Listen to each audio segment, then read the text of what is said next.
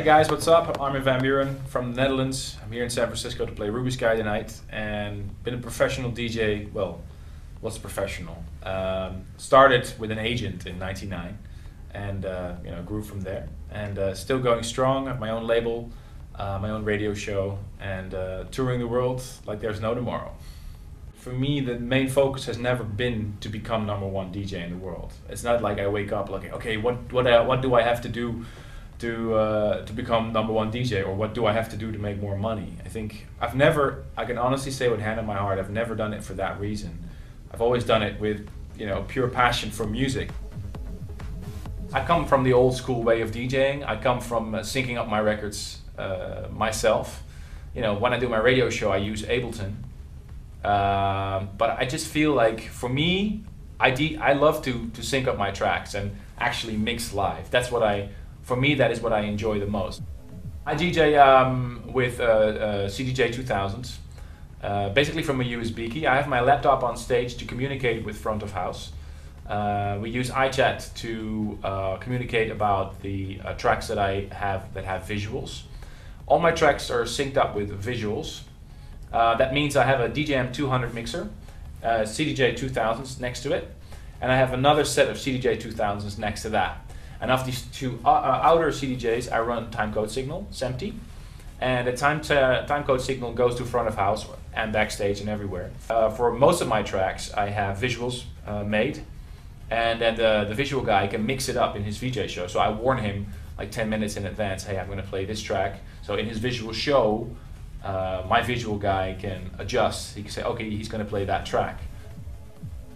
I think it's a really cool thing if you DJ with Ableton Live.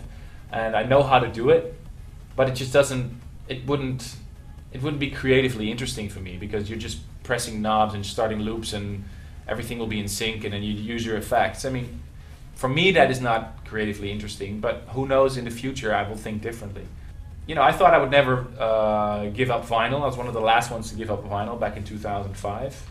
But now I really see the advantage. The only disadvantage of not playing from vinyl anymore is that you're never done with your set. You're never done editing, you're never done making mashups, you're always on your laptop making edits. And this is cool, because that added an extra element to my DJing. I mean, if you were a DJ pre-2005 and you went into the record stores, all you had was your vinyl, and you bought the vinyl, and you brought it to a club and you played that vinyl, and that's it. Of course you can mix, or you can scratch or whatever, but it was limited, and now you have so much more creative possibilities. For me, the craft of DJing, the art form of DJing, is all about timing. What does a DJ do? What is the most important thing about a DJ? In my opinion, if you have a band on stage, right? I can play the guitar a little bit, I can play a little bit of piano, but don't put me on a stage, because I'll fail. But a band, usually when they play together, they have a set list. They have a number of songs that they want to play, or they're going to do a jam session, or they're going to ask the crowd, hey, which song do you want to hear? But usually, no disrespect to bands, but usually their set is predetermined. With a DJ, any sound that's ever been recorded, including the audio of this interview, can be used to mix, right? So, and I think that's an incredible thing. Think about it, and that's the way I see DJing. Any sound that's ever been captured on vinyl, on CD, on MP3, any sound you can use to create something on the dance floor. Well, the structure of my DJ set, I like to surprise my fans by sometimes, the classic way of building up a DJ set is also building up your BPMs. That's usually what I do with my radio show, but not always. I think it's interesting to all of a sudden drop your tempo. That's what I did in the last Armin Only tour. I had I built my by night up to 136, and then all of a sudden there would be a track in which I would drop the BPM back to 128, and we'd have Nadia Ali on stage performing, and then I'd have a bit where I play a little bit more electro housey, trancey kind of stuff, and then I'd build it up again to 140. I see the perfect DJ set is, for me, is the 1 + 1 = 3 rule. If you play 2 records in a row on that specific time on a dance floor, in that specific order, you create something extra. It's not just those 2 records. It's because you play those 2 records at that time, at that festival or that club, in that order. and it creates something extra. And for me, that is the art form of DJing. It's really hard to explain to other people. I never, ever played the same set twice, never. And I never will do. And I don't think I can, because I actually look at the crowd and then I decide where I go with my set. I mean, sometimes I play in a club where, for example, there's a lot of women, right? And I learned from my early days of DJing in a really small bar that wasn't bigger than this room, you know, to get a big crowd of 10,000 people going, fairly easy if they're there to see you, right? You know that you can get them off by playing a track that you've done or a track they really like. I'm not saying it's always easy, but it's more easy than playing a warm-up set or playing for a small room where there's 2 cute girls and 5 drunk men.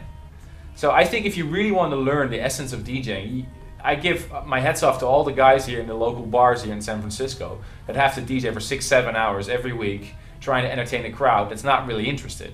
And that's when the real DJing comes up, because you try to read these people, you're trying to entertain them by music.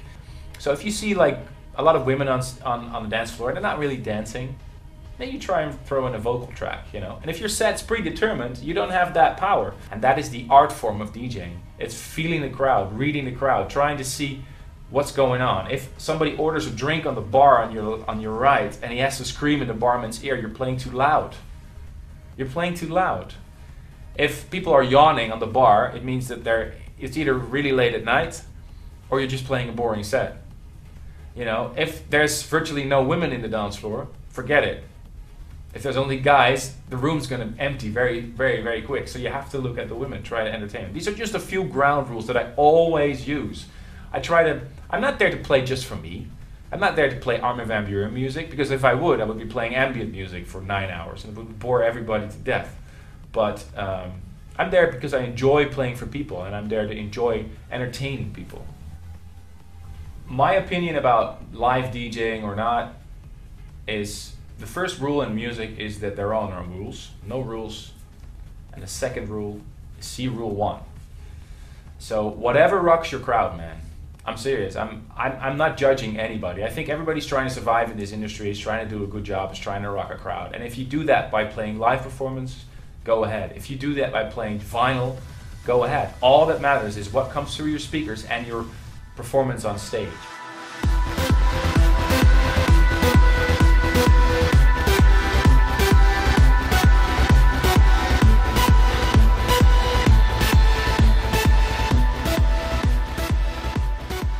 I want to say to every aspiring DJ, keep it up. I think the most important thing is to find your own style in music. There's a lot of DJs out there that just copy.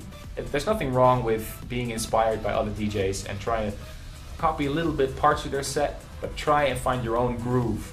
The quickest way to the top is always make your own tracks. That's essential. And try to grab people's attention by doing something different. It can be standing on your arms while DJing. It can be a weird mouse head, as deadmau5 showed us.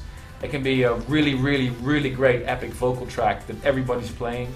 But try to think of something that nobody's done before. Try to think, why should people come out of their homes, their comfortable homes where they have pizza and a nice DVD to watch, and they're sitting next to their girlfriends on the couch? Why would they come out to see you? And if you can explain that reason to me in 2 sentences, then I think you can make it. Good luck.